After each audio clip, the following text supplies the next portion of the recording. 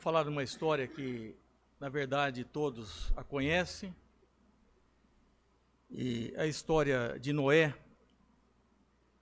E o texto diz que ele era um homem justo e íntegro entre os seus contemporâneos. E que Noé andava com Deus.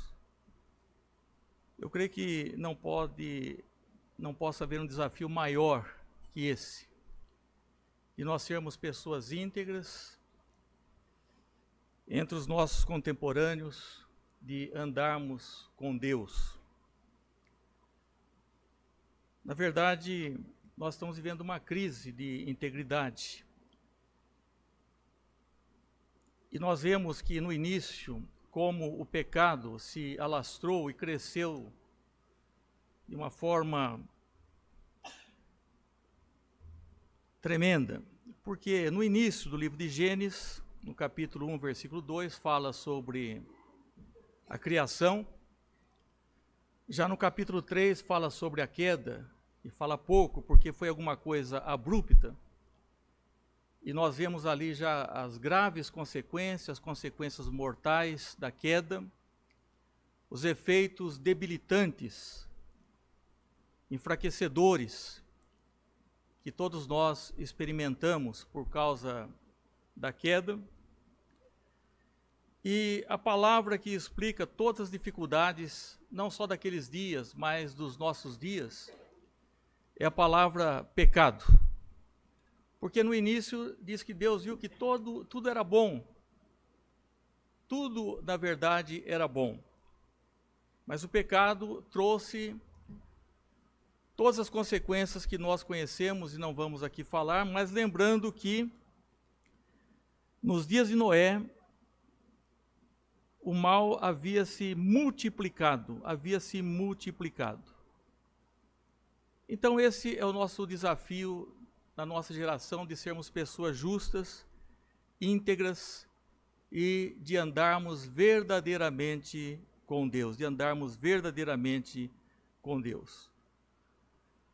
Nós vamos ver Noé, o contexto em que ele vivia, essa história da arca de Noé, e como Deus conduziu a bom termo, salvando a espécie humana, salvando uma família e também animais que entraram com ele naquela arca. Na verdade, o capítulo 6 diz o seguinte sobre aqueles tempos: viu o Senhor a maldade do homem que se havia multiplicado na terra e que era continuamente mau todo o desígnio do seu coração. Então se arrependeu o Senhor de ter feito o homem na terra, e isso lhe pesou no coração. Disse o Senhor: farei desaparecer da face da terra o homem que criei, o homem e o animal, os répteis e as aves dos céus, porque me arrependo de os haver feito. Então daí nós temos a história de Noé. Porém, Noé achou graça diante do Senhor. Talvez uma outra tradução poderia dizer: Noé encontrou favor, encontrou graça, favor diante do Senhor. Esse mal chegou a tal ponto que diz, eu não vou falar aqui sobre que Deus se arrependeu, nós já temos uma interpretação sobre isso, a questão da antropopatia, né? Mas o que me chamou a atenção diz que isso lhe pesou no coração, como o escritor disse. Foi uma coisa tão grave, a maneira como os homens estavam vivendo, eles estavam desprezando a Deus, se esquecendo de Deus, havia muita maldade. E, principalmente, diz que a terra estava corrompida à vista de Deus e cheia de violência. Eu creio que muitos de nós já deixamos de assistir há um bom tempo alguns noticiários que pretendem dar com exclusividade, por causa de Ibope, homicídios ao vivo e em cores. A violência chegou no nosso país, e talvez seja um dos países mais violentos. Por incrível que pareça, o Rio de Janeiro não é a cidade mais violenta do nosso país. E era tal a violência que Deus viu que o coração do homem, seus desígnios, seus propósitos eram continuamente, não era alguma coisa esporádica, mas era alguma coisa contínua, porque todo ser vivente havia corrompido o seu caminho na terra.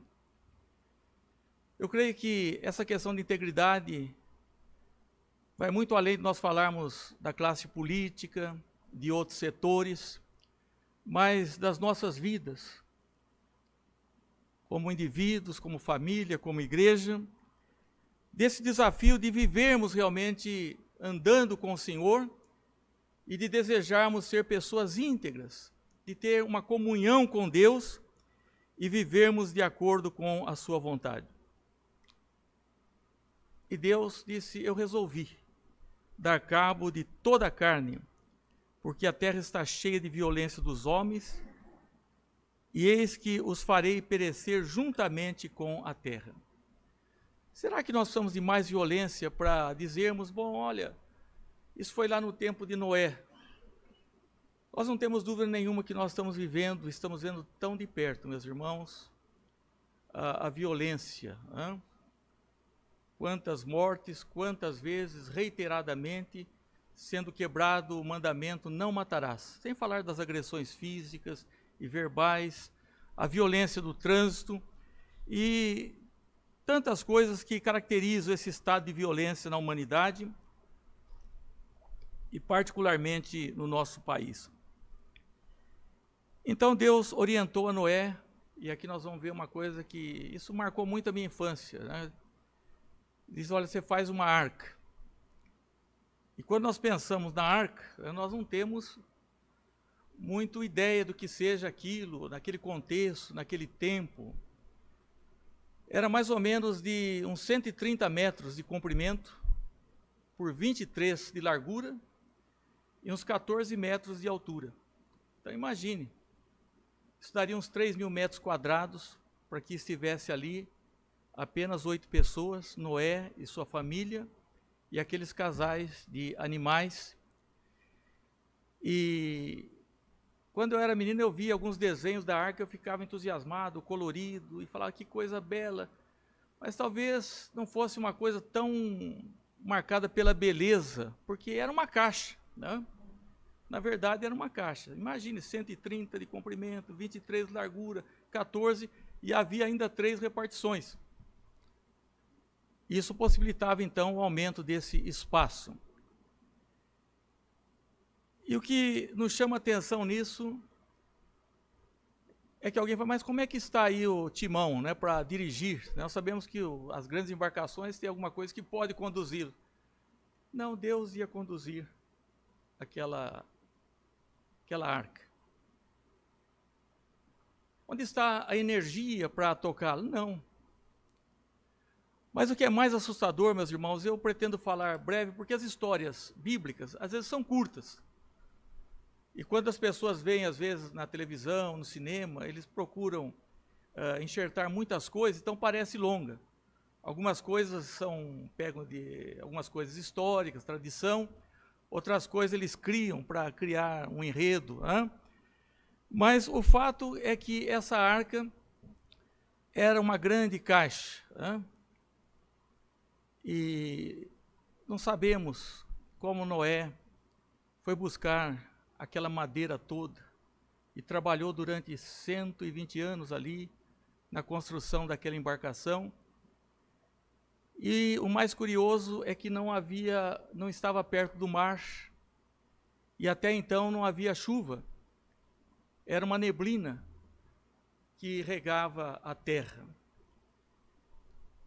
Então isso me tirou muitas das ideias que eu tinha quando menino, né, que achava que era um barco muito bem, né. É claro que ele estava de acordo com a prescrição de Deus, né? Deus sabia o espaço, sabia também quanto de alimento eles necessitariam para aquele tempo em que estariam dentro daquela embarcação, saberia aonde conduzi-la. O que nos chama realmente a atenção é que Noé esteve pregando, construindo a arca, E quando o sol brilhava, brilhava também aos olhos dos homens ímpios, porque era um tempo de homens ímpios, como é o nosso tempo também. O que parecia ser uma insanidade, uma loucura, e ali estavam os fatos. Um homem que constrói um barco naquela proporção, com apenas uma porta e uma pequena janela para entrar a luz, né? Um lugar para que pudesse entrar a luz. Um lugar distante, quando não havia chuva. Então imagine as pessoas, quanto zombaram daquele homem, quanto riram, porque ele tinha levado a palavra de Deus a sério. Ele tinha levado a palavra de Deus a sério. E encontramos também no Novo Testamento referências a esse fato. Né? Na carta aos Hebreus diz: pela fé Noé, divinamente instruído, acerca dos acontecimentos que ainda não se viam. Não se viam e não havia nenhuma perspectiva. E sendo temente a Deus, era um homem reverente, piedoso, que sobressaía pela sua piedade. Eu creio que todas as pessoas podem se destacar em quaisquer áreas da sua vida. Mas seja você quem for, faça o que você faz na sua vida. Você é chamado para ser uma pessoa obediente e para ser uma pessoa temente a Deus. Obediente e temente a Deus. E diz o texto que aparelhou uma arca para a salvação de sua casa. Deus trabalha com indivíduos, Deus trabalha com nações, Deus trabalha com famílias, pela qual condenou o mundo e se tornou herdeiro da justiça que vem da fé. É o primeiro homem a ser chamado de Kaios, justo, porque ele confiou, a sua bondade estava nesse fato de que ele confiou plenamente na palavra de Deus, A integridade é para todos nós, independente daquilo que façamos ou daquilo que sejamos, para crentes e descrentes, e às vezes até nos equivocamos, porque a pessoa diz: eu vou eleger um crente, mas às vezes não é uma pessoa íntegra.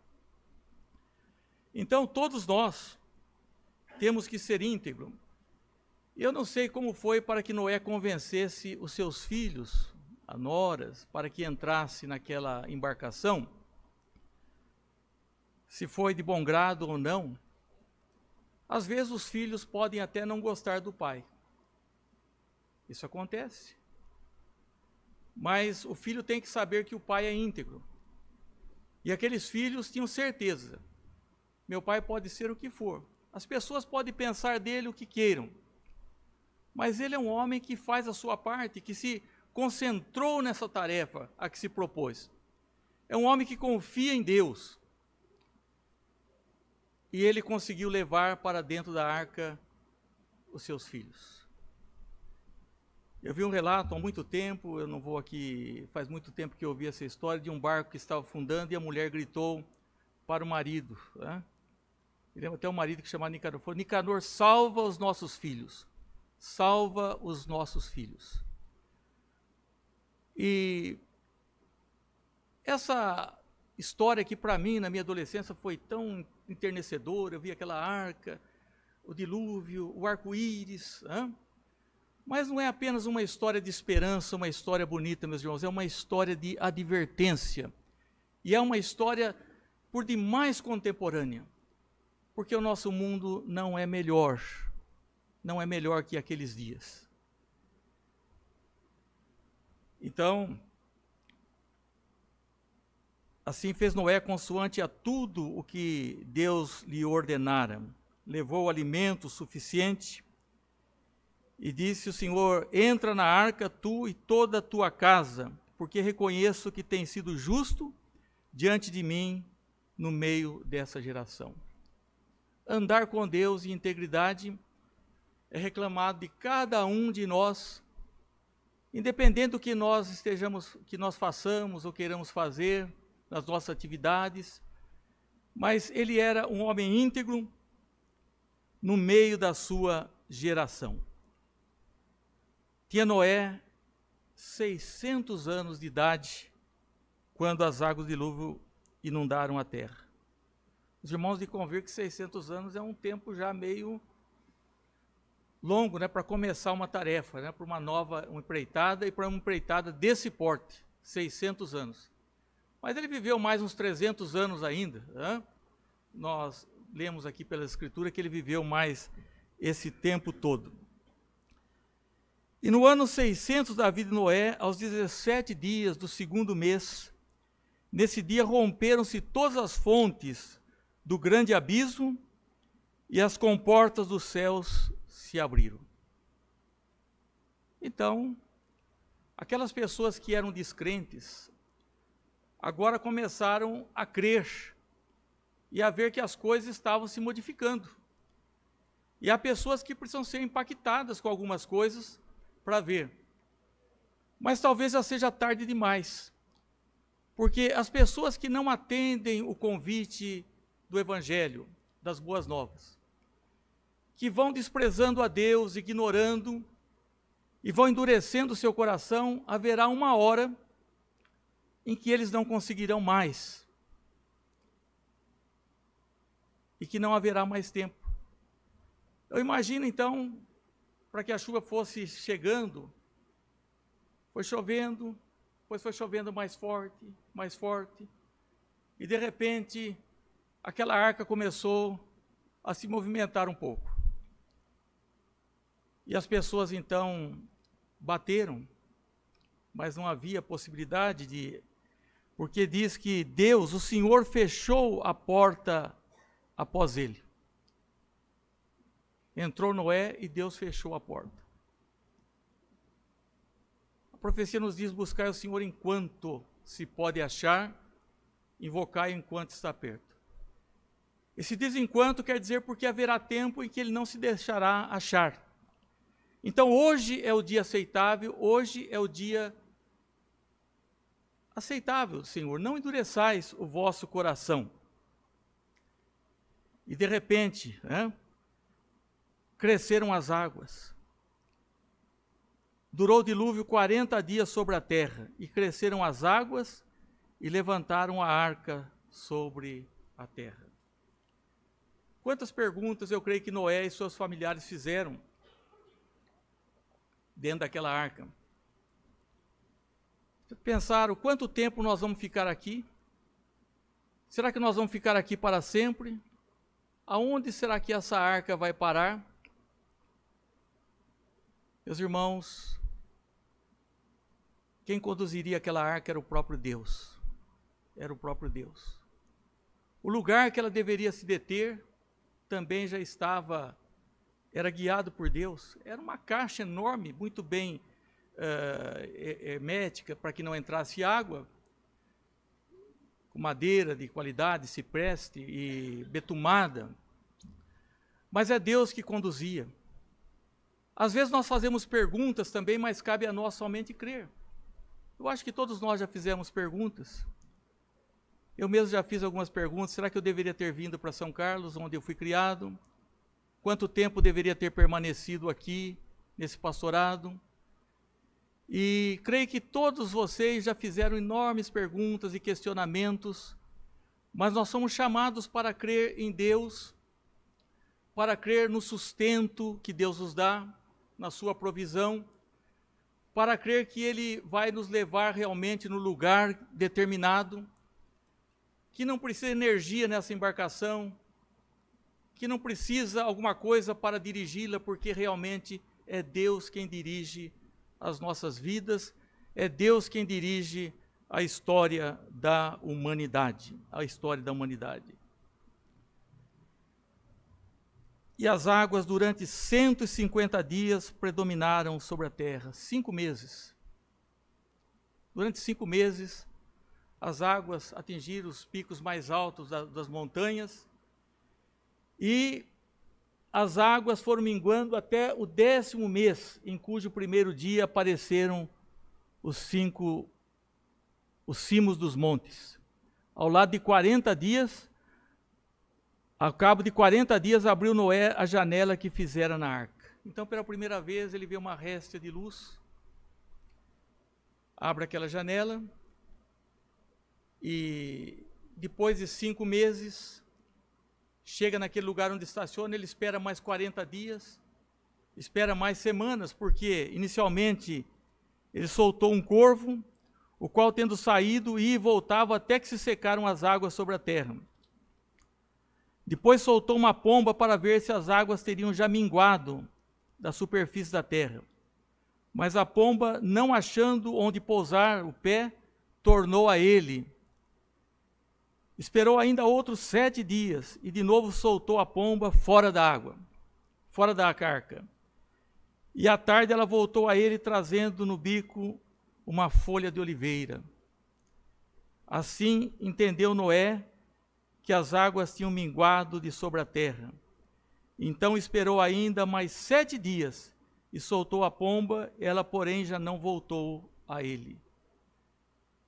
Então ele vê o cimo dos montes, e vai esperando, chega 2 meses antes de completar 1 ano, mas vai esperando até que as coisas estejam normalizadas, e há esperança para a humanidade. Esse é um pacto da criação também, no sentido em que Deus preserva a humanidade.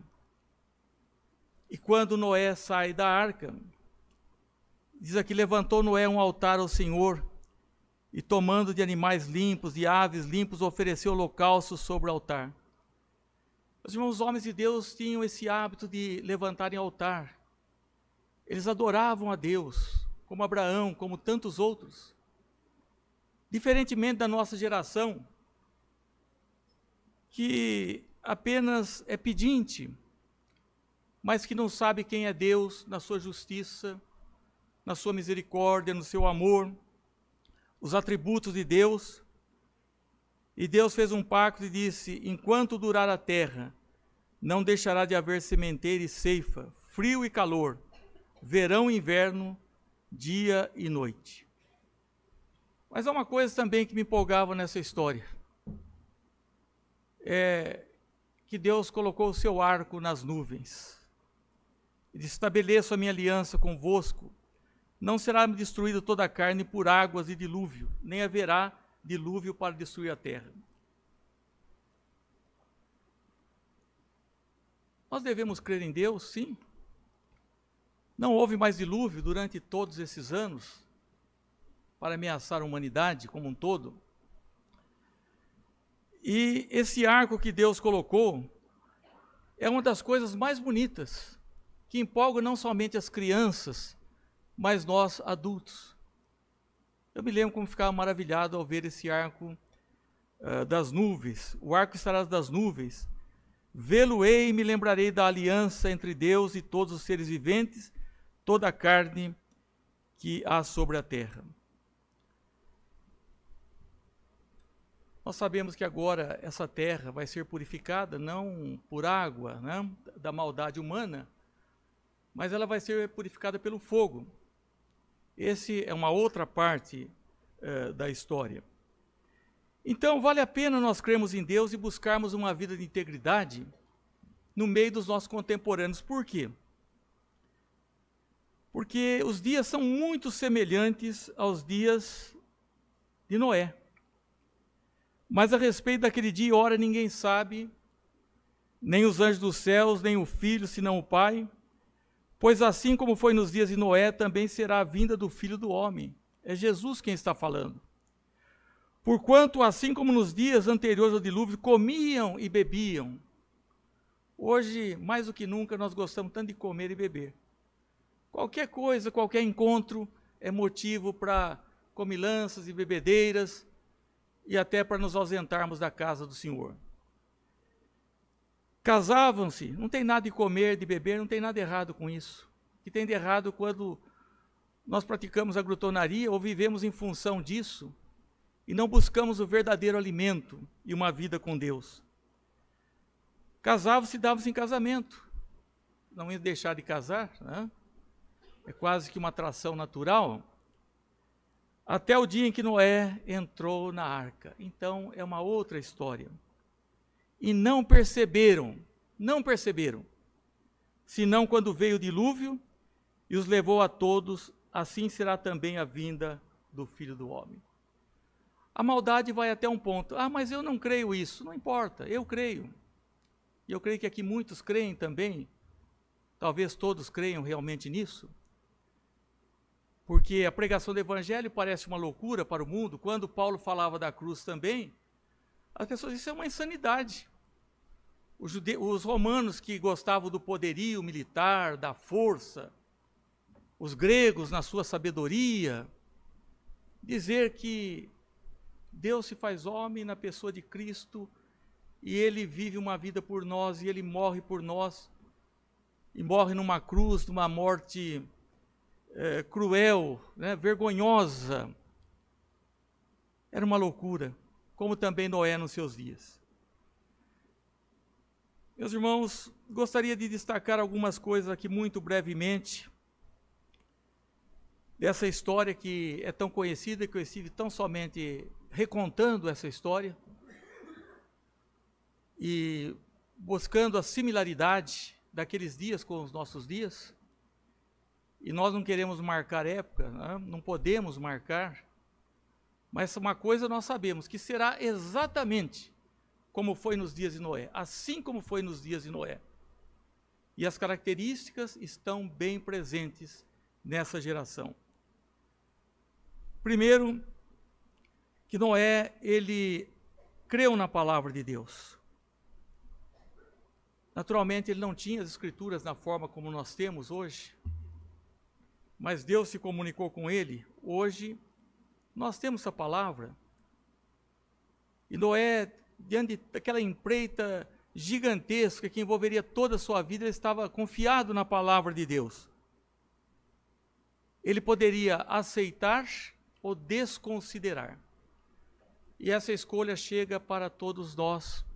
Essa escolha chega para cada um do ser humano.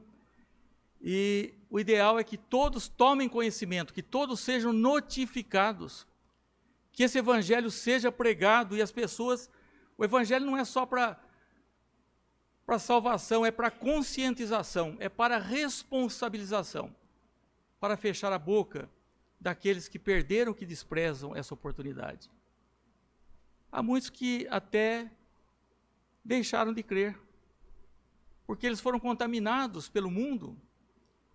E nós não vamos ao mundo para nos tornarmos um a mais com eles, nós vamos para trazer um de lá para cá, e não para acrescentar o número das pessoas lá de fora.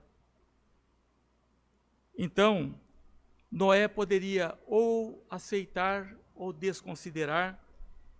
E quantas vezes esse aviso tem vindo a nós, meus irmãos? Às vezes a nossa própria consciência tem falhado. E a Bíblia diz, lembra-te. Às vezes através do conselho de um amigo, ou de uma repreensão de uma pessoa justa. Nós chegamos num tempo hoje que nós não podemos sequer exortar alguém. E querem nos impedir até de termos as nossas próprias ideias. Quando vamos falar com alguém, ele diz, é a minha individualidade, a minha liberdade. Mas Noé não, Noé ele foi ali pregando, foi conscientizando. E nós temos hoje, meus irmãos, o livro de Deus. Quando, naquela história do rico e Lázaro, vai alguém lá na terra avisar os meus parentes, o rico disse. Por quê? Para que eles não venham para esse lugar terrível. Eles têm Moisés e os profetas, eles têm as escrituras. E ainda que descesse alguém, um anjo, eles não iam crer. As pessoas estão endurecidas para com o evangelho. Mas cabe a nós pregarmos e sermos confiantes em Deus, e sermos íntegros, justos, andarmos com Deus. Pode vir também através de um sermão. Hoje as pessoas correm atrás de grandes pregadores, falam, mas foi maravilhoso, a oratória, os ensinos, é claro que tudo isso, mas o simples ensino da palavra de Deus deveria realmente mudar as nossas vidas. Noé não deixou ser dissuadido pela opinião dos outros e pelo escárnio. Tem pessoas que têm medo de ser muito estreito hoje no seu pensamento. O que as pessoas vão dizer, né? Porque são muito preparados. E, na verdade, a conduta de Noé parecia a conduta de um homem tolo mesmo.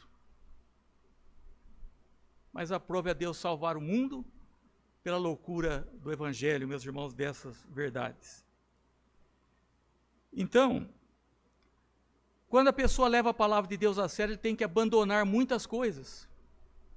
Às vezes nós vamos fazer profissão de fé, e algumas pessoas falam, mas eu tenho que deixar isso, eu tenho que deixar aquilo. Tem. Leia o Evangelho para ver realmente a renúncia.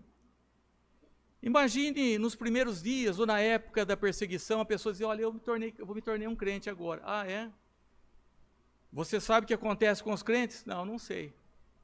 Eles podem ser lançados aos leões, né? Eles podem ser desprezados, eles podem ser crucificados. E se a pessoa dizer, bom, eu sei tudo isso, mas eu aceito o desafio. Então alguém dirá, então você é um louco. E esse é um dos desafios mais difíceis, eu creio hoje, de nós sermos autênticos, em quaisquer ambientes. Não importa quem esteja presente, o que pensam, de mostrarmos, quando inquiridos, darmos a razão da nossa fé. A razão da nossa fé. Nós não devemos esquecer que um dia os amigos de Jesus também foram buscá-lo, porque achavam que ele estava louco, e queriam tirá-lo, queriam chamá-lo. Então isso aconteceu, e Noé, pela sua vida, ele julgou os outros. E isso também é uma parte difícil de ser crente, porque você não se veste como os outros se vestem, às vezes você não bebe o que os outros bebem, você não frequenta lugares que outros frequentam, você não fala aquilo que outros falam. Existe uma diferença, e essa diferença tem perdido. O sal tem se tornado insípido, e por isso as igrejas estão se enfraquecendo, por essa falta de atitude de todos nós. Não é que o cristão seja uma pessoa que fica censurando todo mundo, ou dizendo que eu sou melhor do que o outro. É que o simples fato dele ser o que deve ser, isso já causa, às vezes, constrangimento. E eu digo, talvez você possa não ser convidado para algumas coisas, você possa ser desprezado, mas só que as pessoas têm que saber que você é íntegro, que você anda com Deus, que você é justo, não no sentido de perfeito, mas no sentido de ter um coração puro, de uma mente que tem bem intencionada e que quando peca, realmente confessa os seus pecados. E Noé brilhou no meio da sua geração, Ele reverenciou a Deus, ele creu na palavra de Deus, e eu acredito que não há nenhum desafio maior para todos nós. Não ficarmos encantados com essa história da arca, que é uma história assombrosa, meus irmãos. Eu vejo isso, eu falo, como que é possível? Como é possível também que Jesus, que não conheceu o pecado, se fizesse pecado por nós, morresse na cruz? Então, essas coisas assombrosas, essas histórias do Evangelho, são uma história não só bonitas, de esperança, como eu me encantei quando criança ao saber dessa arca. Era um caixote enorme. Não pensa os irmãos que era um cruzeiro. Vamos fazer um cruzeiro. Eu acho que eles tiveram muitas inquietações ali dentro. Não tinha nada, não era um cruzeiro. Mas eles sabiam, ficaram sabendo. Tiveram resposta às suas perguntas. Onde vai parar isso? Quem vai dirigir isso? Um barco, uma arca desse tamanho. Nós somos chamados a confiar em Deus na sua provisão, na sua direção, e vivermos para a glória de Deus, independente de qualquer coisa que nós façamos na vida. Nós temos que buscar a excelência naquilo que fazemos, mas acima de tudo a integridade diante de Deus e andar com Deus. Esse é o grande desafio. E que Deus possa então nos abençoar, para que essa história que fala de esperança, sim, seja, na verdade, uma história de advertência. Também, porque a violência e a corrupção, que todos nós estamos enojados, mas isso também, a integridade deve atingir as nossas próprias vidas. E isso é possível quando o Espírito Santo de Deus, e pela graça e pelo favor de Deus, quando nós cremos na palavra de Deus, então Deus opera em cada um de nós. Que Deus os abençoe.